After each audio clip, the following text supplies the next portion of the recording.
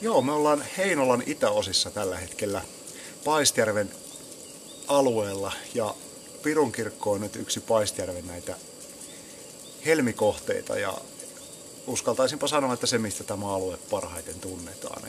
Eli tällainen kalliomuodostelma, missä ollaan suojassa täällä Lipanalla ja tämähän on jäänyt jo monien sukupolvien mieleen tietysti tällainen paikka ja tämä on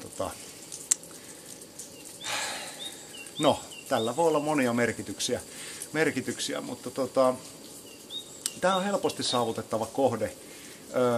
Jos ei oteta automatkaa lukuun tai millä tahansa välineellä tänne alueelle tullaankin, niin tämä on tällainen mukava 2 tunnin saapastelu, millä tänne pääsee ja matkakaan ei ole missään nimessä tylsä, että kun lähdetään tuosta Niinilammen parkkipaikalta, niin matkaa tulee vähän alta 2 kilometriä ja sitä ei todellakaan kävellä tylsiä maisemia pitkin, vaan kävellään koko matka oikeastaan mukavassa luonnonmetsässä ja vähän tällaisten pienipiirteisten kallioiden lävitse, että jonkun verran joutuu näkemään vaivaakin siinä kiipeämään ja laskeutumaan ja maisemat on kyllä tosi komeat. Ja sitten kun loppuvaiheessa laskeudutaan tuon Vuortonenjärven rantaan, niin siinä on, jos sanotaan Etelä-Suomen oloissa, erämaisuus on aika läsnä.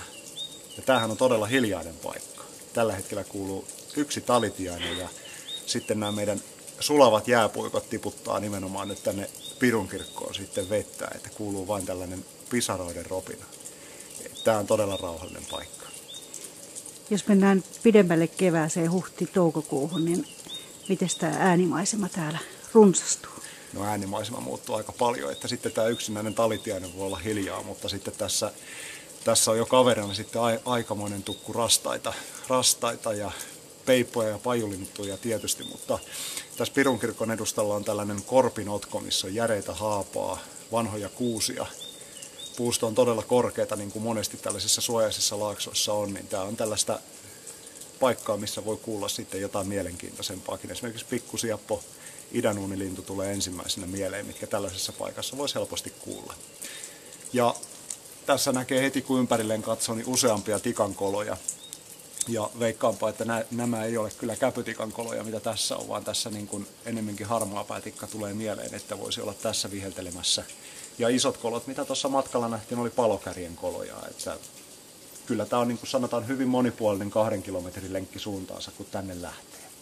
Tämähän on iso rauhallinen alue, suhteellisen rakentamaton ja ei nyt varmaan liene yllätys, että just tässä Heinolan itäosassa on nyt sitten yksi susilauma asettunut tälle alueelle ja varmasti käyttää tätä Paistjärven ja Pirunkirkon ympäristöä myöskin sitten. Täällä saa olla hyvin rauhassa ja täällä on tietysti varmasti sudellekin syötävää ja muuta mitä näkee matkan varrella, niin jälkiä majavasta, tässä tapauksessa Kanadan majavasta näkyy tuossa, siellä on kuolleita haapoja sekä pieniä että isompia hyvin paljon. Itse majava taitaa olla vaihtanut jo maisemaa, koska jäljet on niin vanhoja. Nehän monesti vaihtaa paikkaa sitten sen ravintotilanteen mukaan. Ja mikäs siellä? Taisi tulla hippiäisille kiista.